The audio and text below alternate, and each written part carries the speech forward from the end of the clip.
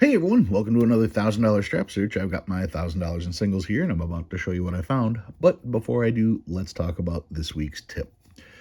People always are asking, what should I collect? And the ultimate answer is collect what you like. But some people are a little more adamant and they're like, well, what's gonna be the next big thing? Well, let me just look into my crystal ball and tell you what's gonna be big next year. No, I have no idea. But what I can tell you is there are elements of paper money collecting that, first and foremost, are rare, secondly, are currently cheap, and third, should, but currently don't, have a huge crossover appeal. What am I talking about? I'm talking about fractional currency from the Civil War. During the Civil War, people were hoarding precious metals, so it was very difficult for businesses to make change. The federal government stepped in with the post office and printed postal currency in denominations of as little as 3 cents and as big as 50 cents. Eventually, this became known as fractional currency, and it was in existence from the early 1860s through the 1875s, 1876, somewhere around there, and really saved the country because it allowed businesses to continue to act. Um, it's interesting because in the US, people didn't really like fractionals. Yet in Canada, they were called shin plasters. That was their nickname. And they loved them in Canada. So maybe the love for them in Canada also made the hatred for them down here more, or vice versa. The hatred of them here more made Canada love theirs more. I don't know. I do know that Americans didn't really care for the fractional currency, and that's why they were discontinued. The thing is that they are still, to this day, relatively cheap to get a hold of. And if you are a coin collector, maybe you specialize in collecting quarters, well, it wouldn't take much to also add the 25-cent fractionals to your collection. Or if you like nickels or dimes or whatever the case is, to add those fractionals into your collection, that would be a very easy crossover. So, yeah, I think fractionals are very much underrated. You can get them in lesser conditions, dirt cheap, but they also have some huge significance, both historically and, well, as you're going to see later, some of them have some very impressive things going on with them. Anyway, we're gonna get to that later. I've got my 1,000 in singles. Let's take a look at what I found. Starting off, I found this note that has this blue inking error on the top. See how rare that is? They accidentally dropped blue ink in the thing, and yeah, so now I have an error that's worth $1 million because it has blue ink on it. No, that is a marker. That is just marker, and even if this was black or if it was green, if it was the appropriate color, how do I know that's not an error? Because look at how dark this black area is right here. And if I was to just flip it over, you see how it does not bleed through? Okay. Whereas this bleeds through. So that tells you it's a water-based ink. It was absorbed by the paper and came through the back side. The other thing I can tell you is, look at this right here. This says E4. That's the position on the gigantic sheet that this note was printed. That means it would be impossible for the ink to have rolled over the top because there was another note here. In fact, this was in the center of the sheet. So no ink was spilt there. The ink didn't roll over the edge to get on the back. It simply went through the paper, and ink that goes through the paper is not used to produce our notes. So no, this is not an error. It's not worth anything. It's just marker. I knew that instantly from the color, but like I said, if it was any other color, that's how you'd tell it apart. All right, next up, I have a high number, 9599. These only go to 96000. So if this was a low number and we reversed everything, that would be 0000, and then this would be 1874. So this would be a 4-digit low number if we reversed it. So technically we can call it a 4-digit high number.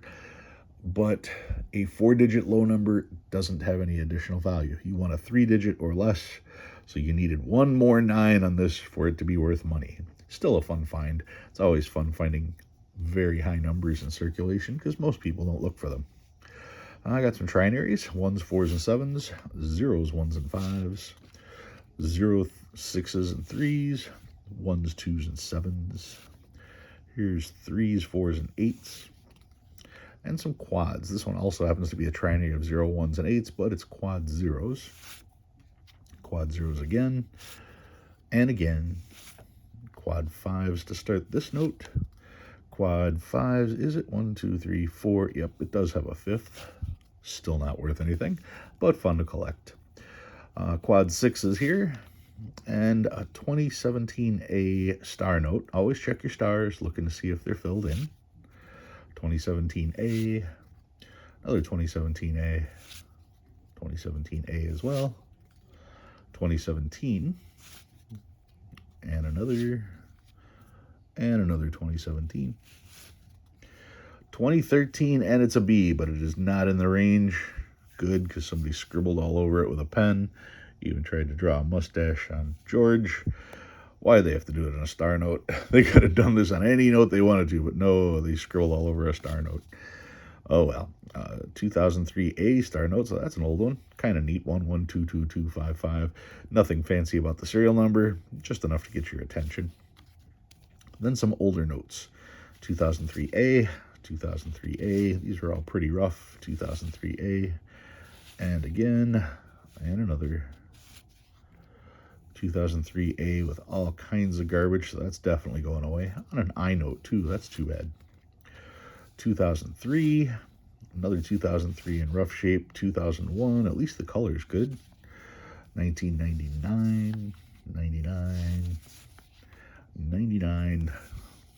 It's so damaged, the serial number's almost gone. That's damage, it's not an error. Another 1999, 1995, not a web note. Is it a hole? Yeah, it's got a hole in it. And the oldest note I found was from 1988A, also not a web note. So that's what I found this week. What did I pull out? Well, I recently purchased this. And this is a 10-cent fractional. You can see here it says fractional currency, 10 cents. What is that? Furnished only, assistant treasurers, furnished only and designed by assistant treasurers, depositaries of the United States, 10 cents, fractional currency. And you can see that there are signatures on the bottom.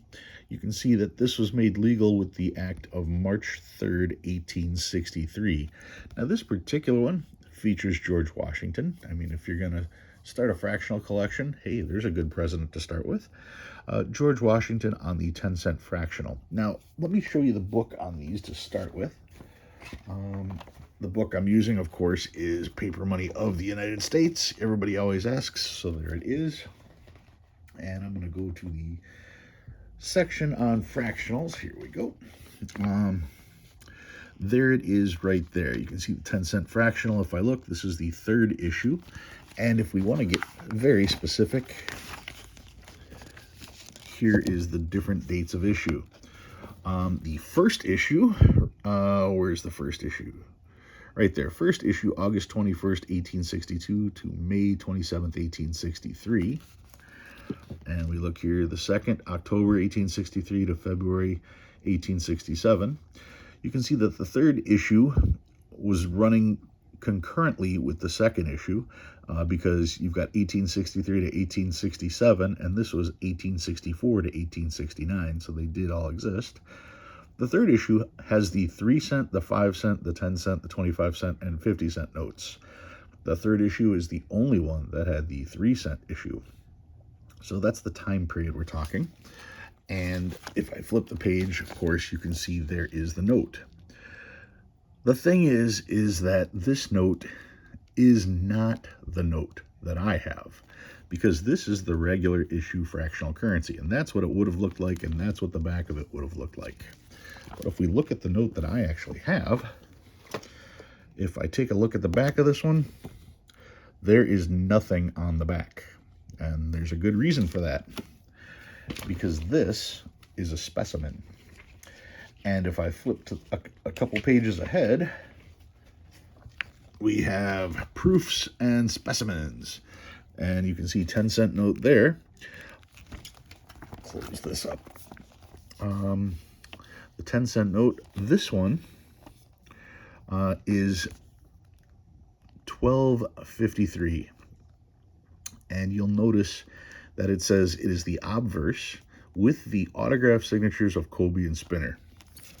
Let's look. These are real signatures, okay? You can see the C and the O and the BLY for Colby.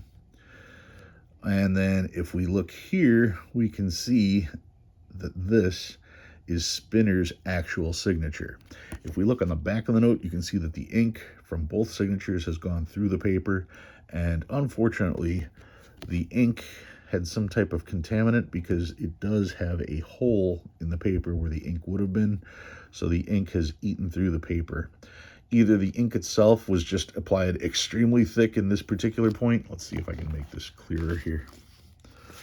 Not really, but there's a hole there. You kind of see it that way. Where the ink was applied extremely thick, it made the paper extremely brittle, and that part kind of chipped out of the signature.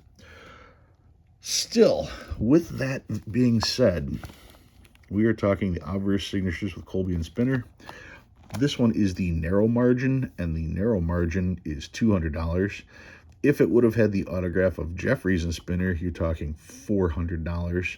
But more importantly, just at a glance, there's only one bigger number than what you see here, and that one is this one, the wide margin at $7,000 for this particular one. The difference between the narrow and the wide margin, you can see here, this is a wide margin where you've got a bunch of extra paper, and these would be the narrow margins where the border is extremely narrow. If the narrow margins were worth more, people would simply cut the wide margins to make them smaller. I'm sure a lot of the wide margins got cut down to be narrow margins, and that's why the wide margins are so hard to find. But in comparison, look at the wide margin prices over here. $325, $300, $300, $500, $6,000. What note is $6,000? Well, that is the note I'm holding if it had the signature of Jeffries and Spinner. As it is, and if it was the wide margin, of course. As it is, mine is this one here, one above it. But still, if it was a wide margin, you're talking $500, which would make it the most expensive 10-cent out there, aside from the one with Jeffries and Spinner. So yeah, when you're talking about particular notes, this one with Colby and Spinner at $200 for the narrow margin, that's the actual signatures.